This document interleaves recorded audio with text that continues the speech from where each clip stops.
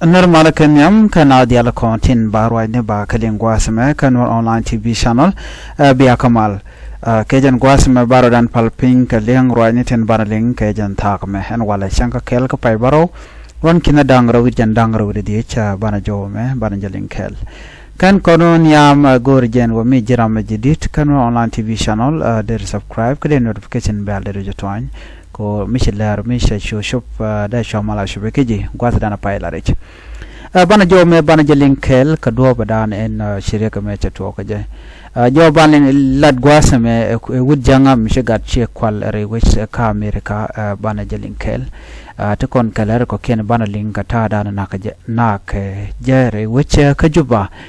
ko mishrano jala ka war no bete karam biju nak namo te ka jom salad activist no she chong aban joling yo ka kora mi kon ler me che kon to jo ban lingwa same ki wud ka wudjan mo ki wudjanga chaje yare wecha ka america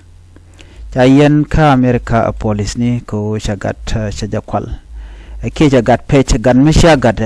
ka ladarik mishet kanamo kana braska ka usa shalado shagat shajaw kwal dorm da dien jan jala ka tarbiyala kan wanamo shwe gadamo shwe jalari tarbiyala ka shwe gadamo shwe nangre dware ka jawda cha kwen shal shudud janganamo yirenio mayok shalado che yong ka kwang alujen che roda tiang ko la meda ka kwang ka meda ka tap gwada dala jikitin shalado jen chero charo de tiang along ke che kwang janang ka jawdan chalat che poline je chu kap ka shwa chu yen en gadana che kwal gwasame jen tek ron kel karwade gan mutot ten yen ka ron kel en gadamo wajen ka dobrana chalat ke je washaman che jen che wore duel ulo puak shugudo mo shu gat chu je ka shu gadamo chu jakan gwan man won go pang ne jen re duel lo tiaga ba wa chu re duel ga shoga chu kan no ajen do badan en yan ka udame cha police dan en che gadame she kwan cha je la tesloan mi de long ko che udame che je kap ka che je yen antame cha udamo cha je yen re which ka america ka nebraska jo ma der kulo kan ideal konti la gad ken la ka ben pin of course ngai konti kon lat ko rodin re wi mɛrkɛmɛ mishi gad mishi ban pin lo teraram to kude teraram yena no la to go no be te ka chorm ben bagad be janang kay yo cha gad mo cha de bejek la jo mo la jalat ken sha tiada gad kun gad mi cha ban pin telman ketel gwanteka la te ka chorm be duel bagad mo be janang ko wiji de cha gad mo cha da je ka cha wudo me cha de chu yen ka dur dan chalat jen jodana gode nyaa ye kel ka kwi wut kamran ci gat ci kwal wut janka ray wecca ka mɛrkɛmɛ ka nebraska usa joban nyoko mukwen kon gwasame jomo to kebere wech ka juba chalado de nangnat de jakopal take organization mishal ke community empowerment for progress organization mishal cepo ken ci ken ngar ci kana condemn la taye dane shawud shal ke garang simon dew nagay sha nagare ko ca ka juba garang simon dew jen at alert la de take hotel meledatin ko kor ke sunday paywo jena wa telet mitela doni ko le la do badana jene ka gwalat ke ta wel kel ka war la 11 pm mi ce jeno wa ka wude ka shop de ka 7 day rona ba tinono ka shek point shu togono take needed to thin la de SSPD of South Sudan People Defense Force kaneda to shu ram kel ka ke wa shu wudi shalka me garang Simon Dew chuje shu la door kan wonan chi garang che logo no dong dar chong ko jen jala ka motorcycle ngoy je ka motorcycle wa shu tong ma jang gwas mo ka shu nak ni ngwada mone cha jo me cha jala no tuɔɔk ka wer ka kira je ku kon lingwase me wa un tada naka jere wiki juba chere me shi kon ngajeno tega ne kon ken wore ya nak right alo tega ne dala na luchen tam ka wore wiki juba me cha yig jele karwado bradin be rodo kuin pam ki bi polini ba biken nak panken alo tela rami tingak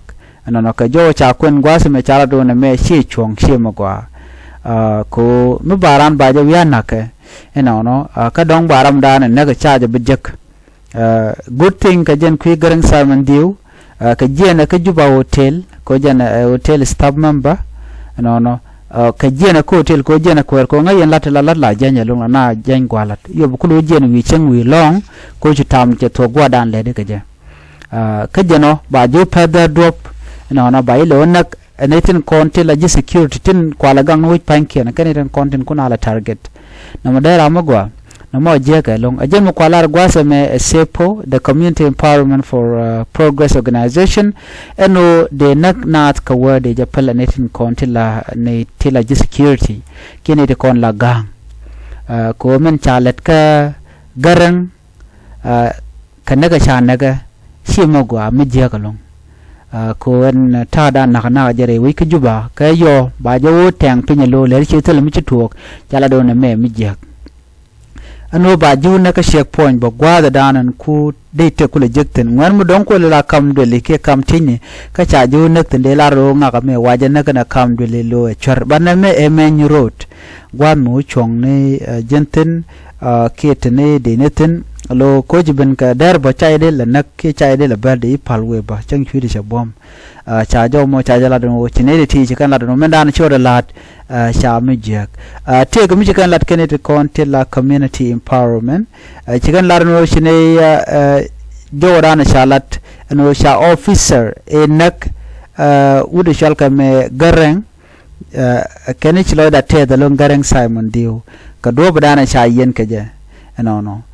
ko gorga jen o ba ngot ba kala gwesa mo cha gwalong ono cha je yen anyok dung modar o ba kan ideal ko kien long cha dia jang dong de jako de radium yalat ka mo no ba ngot ba ko la let yo me cha jang cha je nak special let's say ne de pai nagro yu ka juba chang lat kan chak lan dundian ka social media especially kan houston ko ne ko kon waiten chan wer cha lat ka badung ru me chal ka me garang cha dune cha lan ne ka ai radio ka cha la media ne ko kien but nying wer ci joran ci deling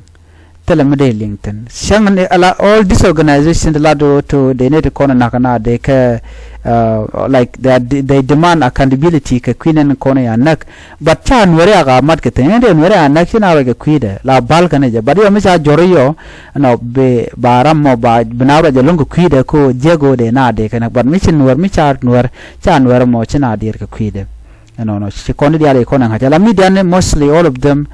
they call are no ken kenying jane ke kenying ji ko toriatin content they only favor their own people chicken dear kan were content but ke ye kere which ka juba so me kan ngaje no te kere mu je to kan were they keep quiet nobody will talk about it but can just let go like that terambe dieten so jo me gorjen on wodi yen ling ane biate kamal bye bye